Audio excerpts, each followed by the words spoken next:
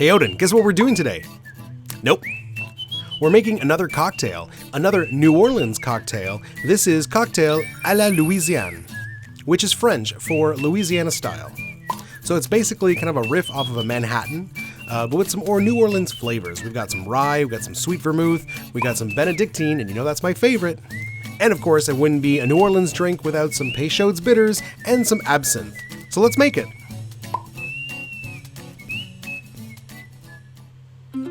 All right, guys, let's do it. So, as I mentioned, we are making cocktail à la Louisiane, another New Orleans favorite with some rye, some sweet vermouth, and some Benedictine. It's very similar to the Vieux Carré, which is a cocktail I did a while ago, another New Orleans classic.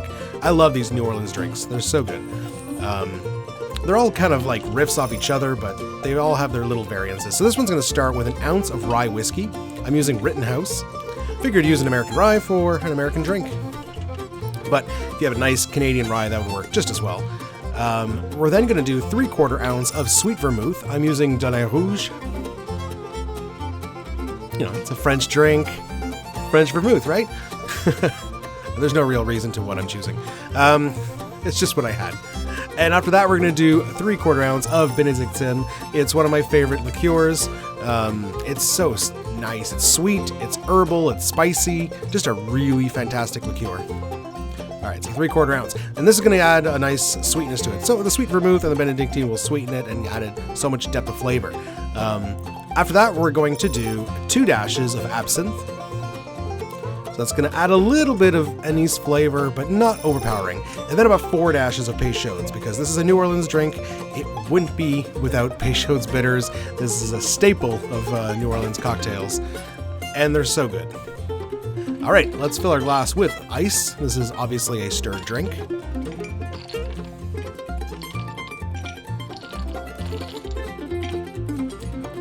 All right, drop your spoon in and give it a good stir.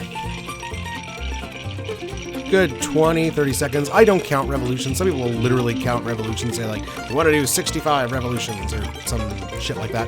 I don't do that. Just until it feels like the cocktail has chilled, has diluted enough.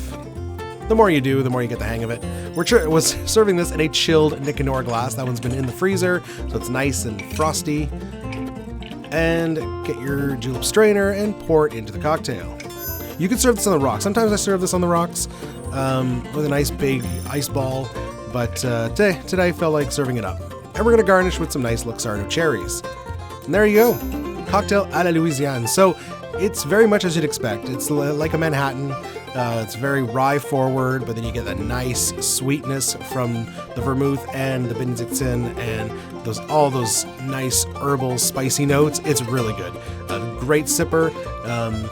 The absinthe is not overpowering. The anise flavor is there, but it's not at all overpowering. So, highly recommend this one. Try it out, guys. We'll see you next time. Cheers.